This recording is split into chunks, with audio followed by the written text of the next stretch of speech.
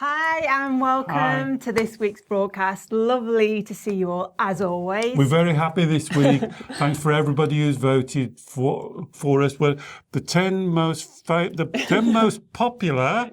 Our retreats have been voted in the top 10 best health and wellbeing retreats in Europe. So we're really happy. So we've had a thanks good very much for voting for us. Thank you. Thank you. But today's broadcast is on a absolute core teaching, core Wu Wei wisdom teaching, which is you are the creator of your emotional feelings, not the victim of them.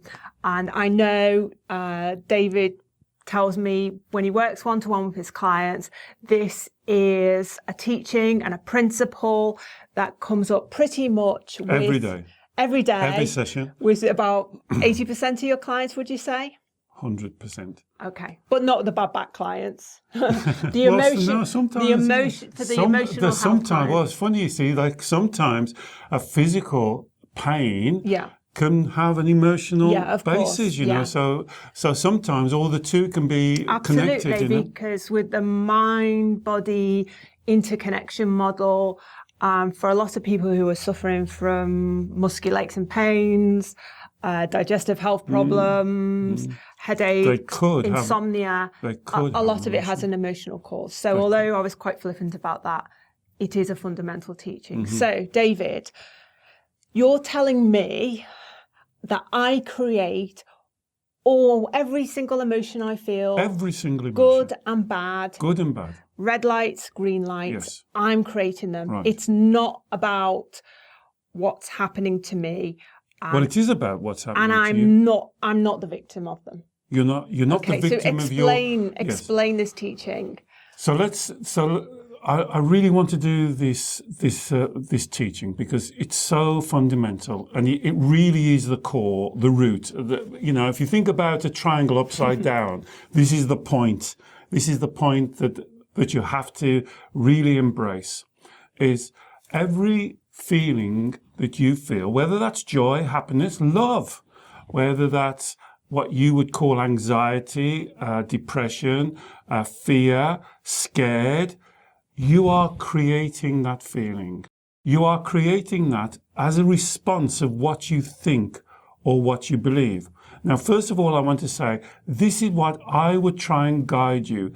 Do not use the word anxiety, stress, depression, fear, because all of that does, it gets you more confused. That's why we try and encourage you to do red and green lights. Red lights means that something that you're thinking or you believe is slightly out of balance, and the feelings are giving you like a warning to nudge you back into a correct thinking. So they're not your enemy.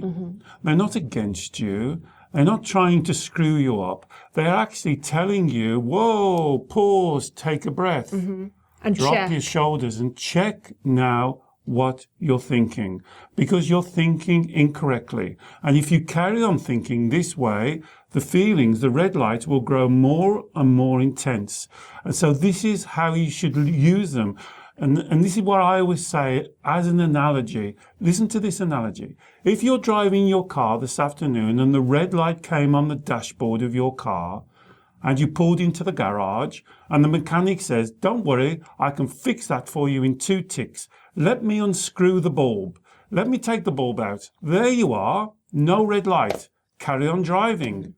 You wouldn't. You'd say, you haven't fixed what's going wrong in the engine.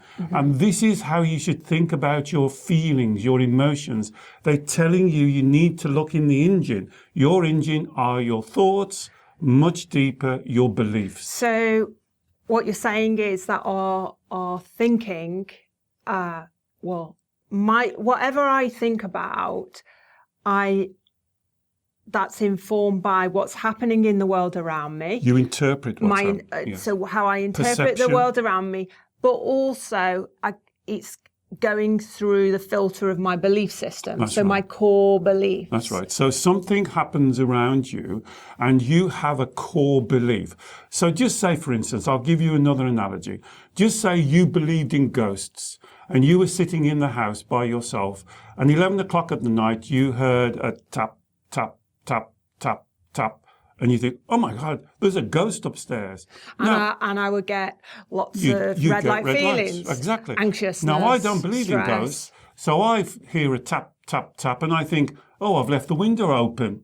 It's the same tap. It's just a different interpretation. And so your beliefs form your interpretation. And this is why this is so important. You wouldn't be connected to our community if you wasn't a spiritual person. But being a spiritual person, for me, does not mean looking outside for spirituality. It means looking inside and connecting to your truth. And I know most people will take this teaching and then say, well, you know, if I feel really sad, or if, you know, someone I love dearly has died and I feel grief, sadness, loss, they're all red light feelings. Are you saying there's something wrong with my thinking because I'm experiencing the red light feeling? No, that's why I prefer to call them red or green lights. So if you lost somebody that you really love, a family member, a friend, I think it's appropriate to be a little bit sad. Yeah. I wouldn't call that a red light feeling. I would call that an appropriate feeling. Now, if we take that one step further, if after 6 months you're still crying every single night, I would then look at my beliefs and my thoughts to see what's going on. Yeah. Because just ask yourself, the person that you've lost, the person that you loved, would they want you to be upset for the rest of your life? Of course they wouldn't. So you're going against a belief. Yes. There's something wrong in your core belief system. Okay. I'm not saying you should not be upset. Yeah. You shouldn't have feelings. I'm saying the opposite. You should have feelings and you should interpret them, and that will direct the way you believe and the way you think. Because again, taken to the extreme. Take it to the extreme. Take it to the Take extreme. it to the extreme, We're Alex. not like robots that absolutely. That we can be impervious No. or not get affected at all by what's happening around us in the world, whether that's something in our immediate environment within Whether our that's watching family the work, news. or whether it's something, you know, like we see the awful events in Barcelona this week. You know, it's not about kind of shutting yourself down emotionally. No. It's about managing your thoughts so that your thoughts are authentic, appropriate, and therefore your emotions are as well. And reflect you. So if you see a horror attack like we've seen, I'm not saying you walk around and whistle and ignore it. I'm saying that you will have a feeling, and that's totally appropriate. But just say, for instance, that feeling carried on for 3 weeks, 5 weeks, and it ruined your life. That's not appropriate. You're thinking something, you're believing something that's bringing you out of your flow. And this is why this is a very important teaching in Wu Wei. Remember, you're flowing like that stream or river. And what the feelings are doing are kind of checking you so you're not going too far one way or the other. Yeah. Or another way to think about it is like a pendulum swinging from one side to the other. You don't want to swing out here or swing out there. You just want to be nicely in the middle. So when you hear something like this, you're full of sadness, and you think about the people who've lost people who love. You see how people can do terrible things as in the world, how they can be misguided. And that should help your beliefs, and that should help and define who you are as a person, a caring, sensitive person. And I just want to say this. Sensitive does not mean weak. You are not weak person because you're a sensitive person. Being a sensitive person means that you can connect to your senses and control your senses, not the other way around. Don't put the cart in front of the horse. I mean, I like the kind of the mindful idea of, you know, if something bad happens in your life, whether, as I say, whether it's something immediate to you or something kind of you read about or see on the television, it's okay to experience red light feelings, but it's making the choice, the conscious choice to experience those red light feelings because that's authentic to you. So, for example, if I see, something awful going on in another part of the world, of course I register that and feel kind of some sadness. But also at the same time, I consciously make the effort to remind myself that there's a lot of good stuff going on in the world, and not to let my emotions run away with me and start to let them spiral out of control and think, oh, well, this is the world, it's a terrible place, all humans are evil, etc., etc., etc. Because that's when the kind of emotions lead you down what I would say like a dark path, which is of your own mental creation. And that's the basis of the teaching. If you're not careful, and if you keep talking about your emotions, oh, I feel down today, oh, I feel depressed, oh, I feel like I'm inadequate, what that does, it creates a carousel of despair, and you're just talking around your emotions and around your emotions. And then you speak to your friend and you say, oh, I feel really down, and they say, yes, me too, I'm having a terrible day. Yeah. Then you drag each other down. I would say the number one thing I'd love you to take away from here, I know we're going to do some tips at the end, but I'm going to give this to you 2-3 times, is, stop using the F word. Stop saying, I feel. Yeah. So stop saying, I feel. I think, I believe, I choose. That's right. So I choose to think about this situation in this way. I choose to believe this about this situation and the wider context. Yes. And I choose to act in a certain way. And I think also what we're not saying is if bad things happen, we've got to swing it all to the positive. That's exactly what we're not saying. Because I think this positive thinking, self-help thing, a lot of people think, oh, well, is that about being happy all the time? No. Surely it's good to experience the spectrum of feelings, and it is. But it's about finding the balance, isn't it? It's about you being authentic. It's about you being true to yourself. This is spirituality. It's about you connecting to your integrity. It's about you, if you are a sensitive person, displaying your sensitivity in a positive way, displaying who you are. Remember, adversity does not destroy you. Adversity reveals you, reveals your inner strength. And if you keep on talking about your feelings and going around and around and around of your feelings and medicating your feelings, and this is what a lot of people do. So instead of going to their thoughts and their beliefs and dealing with the source of their feelings, they go the other way and they go to their feelings and they medicate their feelings. And this doesn't mean just going to the doctors and having antidepressants and things, although that's soaring out of all proportion nowadays. It could mean eating too much, drinking too much, gambling too much, maxing out on your credit card. And, I remember a lady saying to me when we was talking about her diet, and she says, well, I like to eat because it fills an emotional hole. You haven't got an emotional hole.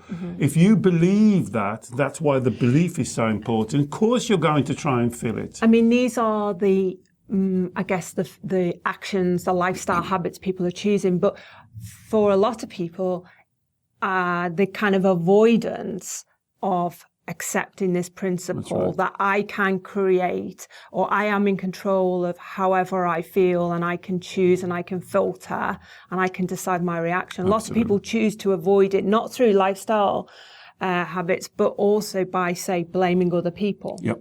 That's a big thing, isn't it? That's a massive thing. If it wasn't for you, if it wasn't for how you looked at me, if it wasn't for how you said, if it wasn't for what happened to me, if it wasn't for this, if it wasn't for that, and these are just excuses. We all have a life journey, and the life journey has got many twists and turns, ups and downs, good and bad times. Yeah. And we have to go through those. We have to. We can't avoid that. We can't have a life where somebody walks in front of you and throws rose petals and everything works out right. What we're not saying, I guess, is that, we're acknowledging bad things do happen. Now, bad things do happen to people when they're in their childhood, extremely bad things. Terrible things. Terrible things happen. as adults, as we go through our life. So we're not saying, again, be impervious to it, that like as if nothing has happened. No. It's about how you then choose to deal with it. How you choose to react to it. Okay. And that's normally where your beliefs are formed. If you think about beliefs, nobody ever sits down with you when you're 6 or 7 and says to you, right, now I'm going to give you your set of beliefs, which will last you all through your life. Beliefs are very subtle, and they're gathered from parents, from influential adults, from school, from friends, from experiences. And we kind of gather them in without realizing what we're doing. And that to me is the power of meditation, is to have a look at those beliefs, of your beliefs, and make sure you believe in them. Make sure there's something that you believe in. And this is when, as people who've seen me work, and I ask the people, so why do you believe that? And they go, I don't know. Yeah. Of course you know, you believe in it. No, I don't know. You've got to know why you believe it. You should be able to give me the evidence. When you say something like, when a person says to me something like, the 3 lies, I'm not good enough, I can't cope, I'm unlovable.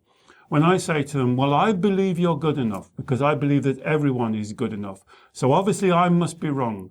Could you give me the evidence why you are not good enough? I've never heard it once. 40 years I've been doing this job. Never once have I heard somebody. The closest I came was we did that retreat, and one lady put her hand up and she said, okay, David, I'm not good enough. And I said, great, why? She said, because I've made some mistakes.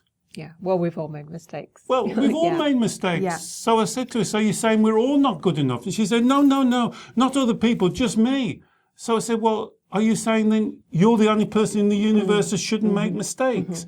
And this is what you've got to think about. So what's the trap people fall into? Because if you've because I guess a lot of people will logically understand the teaching, the principle, and yet they don't apply it to themselves. So why is that? Oh, no wonder I'm bald. I should have a big, thick black hair and I've been pulled out. Because this is what, and can I tell you the thing that I've noticed over this last perhaps year? I've never really noticed it before.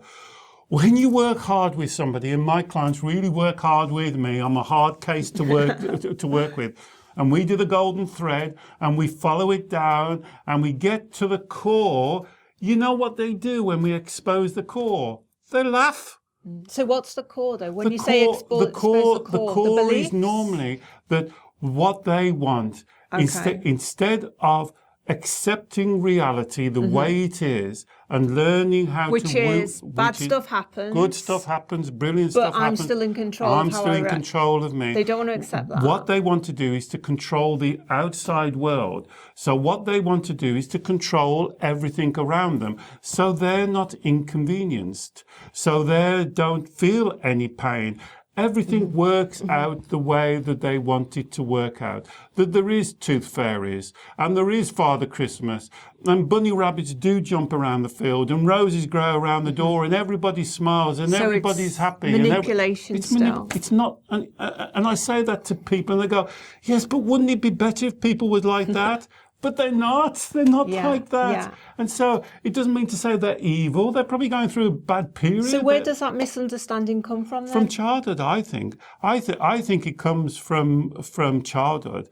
And who's heard this? Who's heard a 4, 5, 6-year-old child get up, stamp the foot and say, it's not fair. Yeah. It's not fair. Yeah. What does a 5-year-old child know about fairness? Yeah. What they're actually saying is, it's not the way I want it to be. Yeah. And so what you're saying is people as adults are still that child. We're still saying it's not the way I want it to be. Life's unfair. Things have happened to me. I deal with clients every day and they tell me horrific things that it absolutely isn't right. And I say to them, my goodness, you should be so proud of yourself that you got through this thing.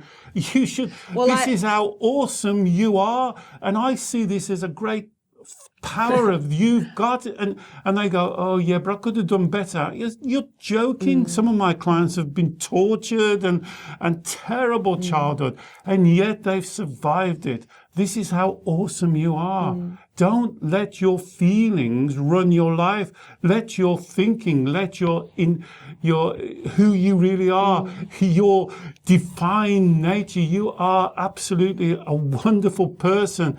You know, I can't understand why people doubt themselves. I don't even understand I heard it yesterday. A client said, I doubt myself. I said, right, so what part of you, we did this a couple of weeks ago, what part of you is doubting what part of you? And she said, I don't know what you mean. I said, well, what do you doubt? What is it you're doubting? Yeah. She said, well, I'm doubting my mind. So I said, what's doubting your mind then? She said, what my mind is. And I said, so your mind is doubting your mind? And she laughed. This is how you're living your life. Stop it. For a lot of people, even the principle, though, that their emotions are something within their control and not fully dictated by what happens to them. For a lot of people, I think that's actually quite an alien concept. So how would you begin to get used to that idea? How would you begin to retrain your brain or how you think about things to accept that? Because it's like a fundamental shift for a lot of people. So first step, by joining the Wu Wei community. That's a good first step. Is contributing, putting questions in, letting other people ask them. We've got some great members in the community. They're always chip in and answer questions. Second thing is when you hear something, like if you've heard something I've said today that you've disagreed with, write it down. David, I don't control my feelings. And then give me the evidence. That's all I ever want. Tell me why. I had a lady 2 or 3 weeks ago that says to me that feelings are like a virus. They just float around and they attach themselves to you. Yeah. I said, great. I disagree with you. Give me the evidence. She said, I can't. They're not.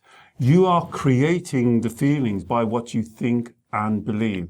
So share. So don't disagree with me and then don't do anything about it. Write down and then you'll see how difficult it is. The mind will put it off, won't want to write it down, won't want to hear my response because the mind doesn't want to be exposed. So that's the 2 things you can do. Share, speak, talk, debate. And also notice for yourself, if the next time you experience a red light feeling, rather than,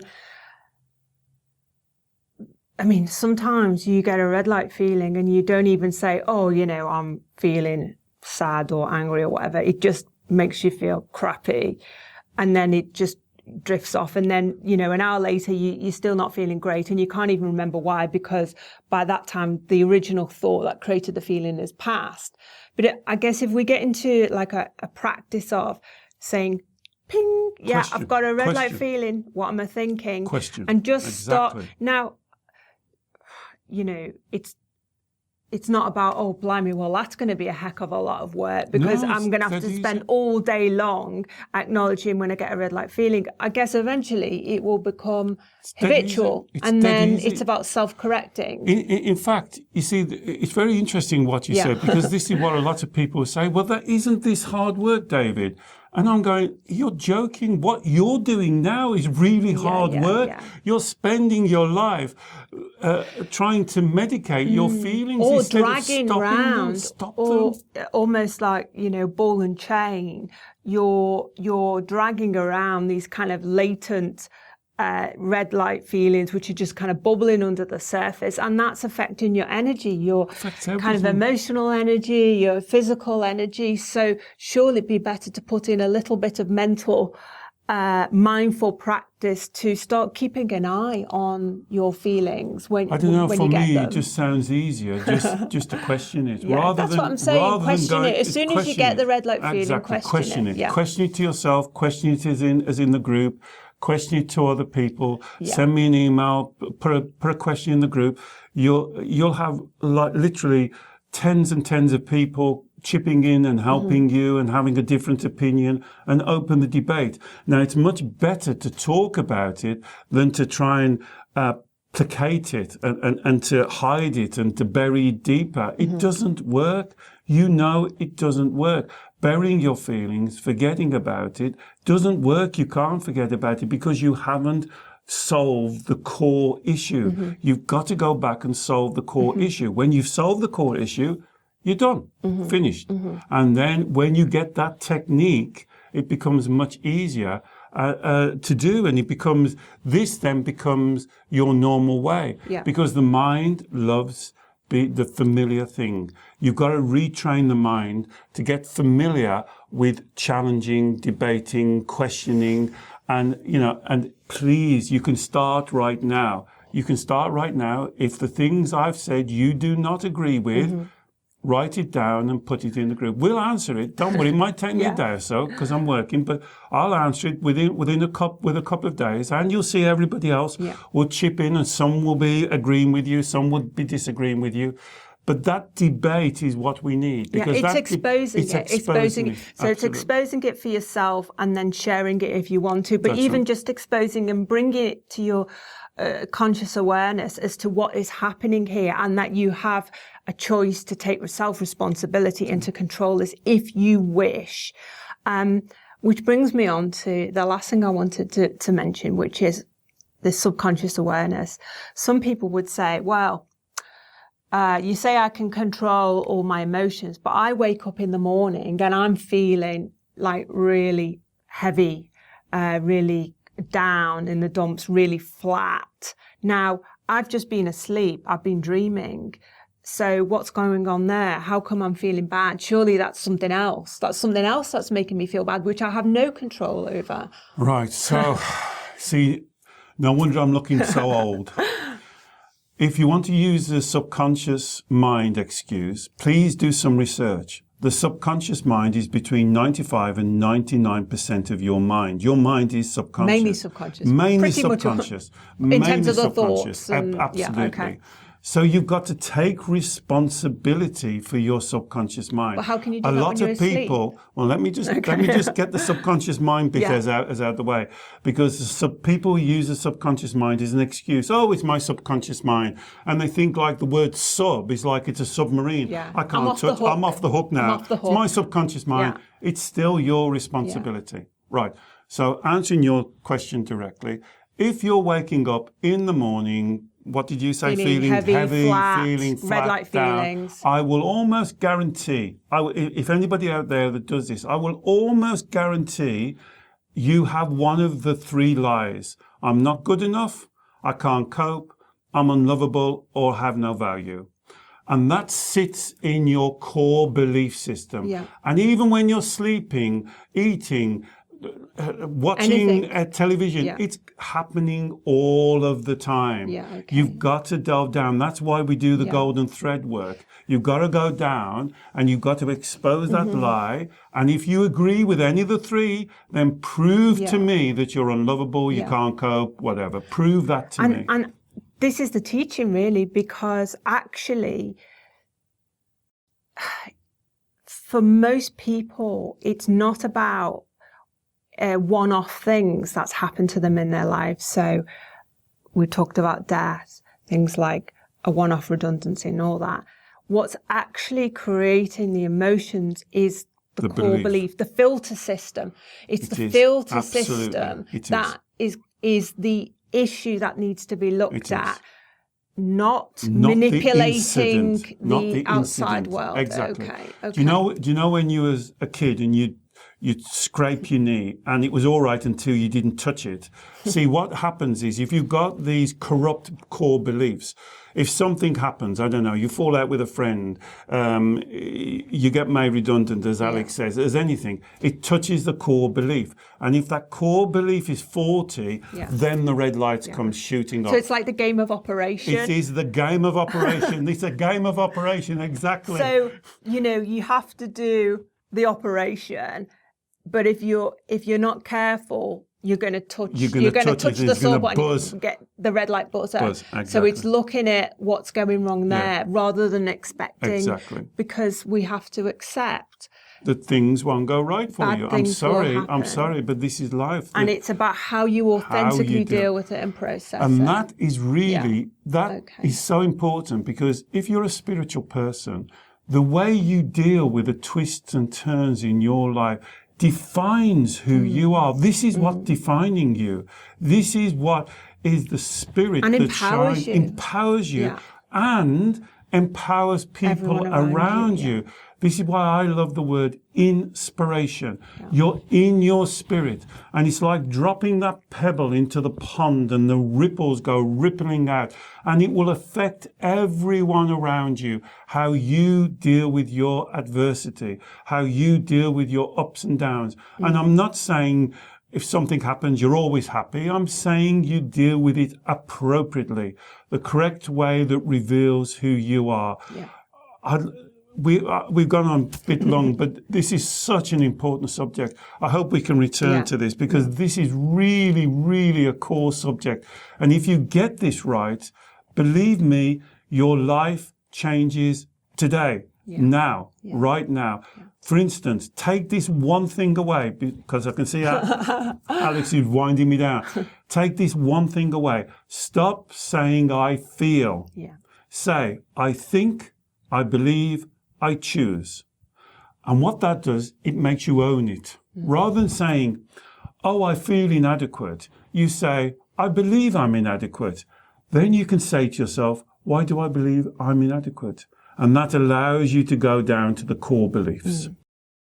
And essentially it's about empowerment, finding balance. As you say, it will affect every aspect of your life. It will affect everyone around you. So you've got a great community here. You've got great people who are all willing to help and jump in and give Don't worry about it's not about being right or wrong. It's just about putting your point of view, and let everybody else put their point of view. So if you're watching this on the video replay or listening to this on the podcast, you're always very welcome to join the Wu Wei Wisdom Facebook community just email group. us. Email us any further questions you've got. I hope that's given you plenty to think about. And we've really enjoyed speaking to you today. And we'll see you again soon. Bye-bye. Bye.